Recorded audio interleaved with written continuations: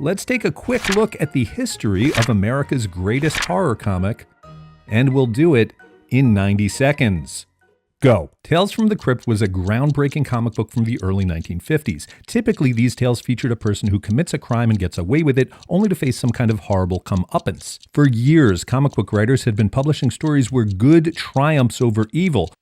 But after witnessing the events of the Second World War, those writers had to admit that a lot of cruel people get away with evil deeds. Sometimes you need a supernatural element to set things right. When the EC Comics horror titles debuted in 1950, they were an immediate success. With the exception of Superman, they were outselling every other comic book on the newsstand. First came The Crypt of Terror, soon retitled Tales from the Crypt. It became the biggest seller for EC Comics. That stood for Educational Comics. They later changed the name to Entertaining Comics. Followed by The Vault of Horror, Crime Suspense Stories, and The Haunt of Fear. Stories were introduced by three ghoulish narrators: the Vault Keeper, the Old Witch, and the Crypt Keeper. These characters enhanced each tale with dark humor and morbid wordplay. But like any good fad, horror comics came to an end due to a Senate subcommittee. Long story short, some politicians believed that horror comics were the cause of juvenile delinquency. Spoiler alert, they weren't. After the investigation, the industry created the Comics Code Authority and Comics Magazine Association,